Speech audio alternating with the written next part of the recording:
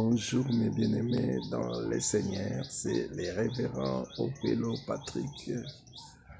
Je voulais encore aborder en parlant sur le ministère. C'est une école de ministère que j'ai commencé depuis longtemps, depuis que les réseaux sociaux ont commencé. Je demande à ceux qui sont au Brésil, en France, au Canada d'être prêts.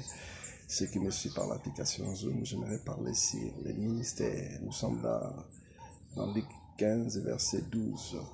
On nous parle de la parabole des fils prodigue. Le plus jeune dit à son père, donne-moi la part de mon héritage. Et le père n'avait pas discuté. Il lui a remis la part de son héritage. Or, le problème, ce n'était pas le problème au niveau des demandés. Le problème était au niveau de la gestion. Vous savez, quand je parle sur le ministère est comme la part de l'héritage d'un fils donné par son père. Et Dieu est notre père. Et ce qu'il nous a donné comme héritage, c'est le ministère. Et le problème, ce n'est pas le fait d'avoir le ministère, le problème est la gestion. Comment est-ce que tu gères les ministères que Dieu t'a donné en tant qu'homme de Dieu, en tant que servante de l'Éternel?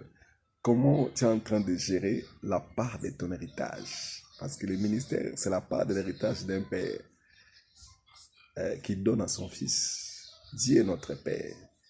Et ton ministère, c'est la part de ton héritage qui vient du Père Céleste. Mais comment est-ce que tu es en train de gérer cela? La Bible nous parle le plus jeune. Quand vous lisez la Bible, il faut bien voir, il faut bien méditer. La Bible dit le plus jeune. On veut que ça soit l'aîné, quelqu'un qui a la maturité, quelqu'un qui a l'expérience de la vie.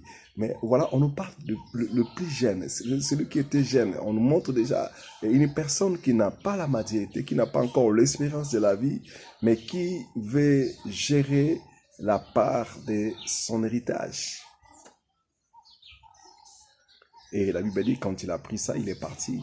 Nous connaissons tous l'histoire de la parabole. La Bible dit, il commença à dissiper ses biens dans la débauche.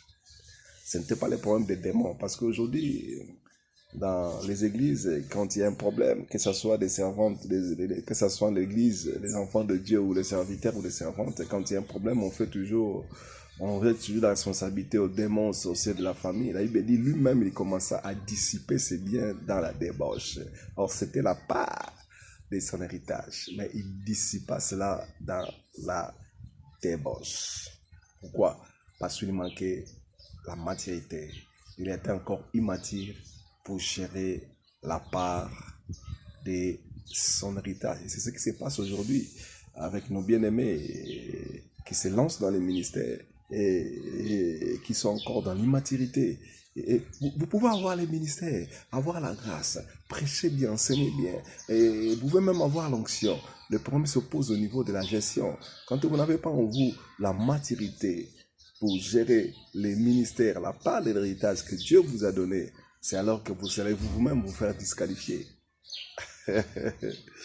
Comme déjà aujourd'hui on le reçoit dans les églises, vous allez voir la personne, il prêche bien, il fait bien son ministère, mais il va se faire disqualifier par rapport à son comportement, par rapport à sa manière de faire, et à cause de sa cupidité. Vous allez voir que cela même va effacer tout le bon travail qu'il a fait dans l'église de Dieu. Voilà pourquoi je me rends un peu parler encore si le ministère pour que nous comprenions. On ne pouvait qu'exercer le ministère si on a la maturité. Et lorsqu'une personne est immature, il sera dans l'incapacité d'exercer les ministères.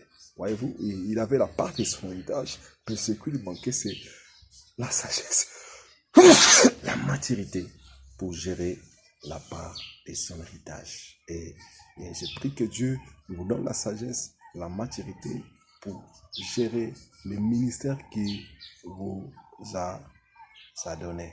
Que Dieu vous bénisse. C'est le révérend Opelo Patrick.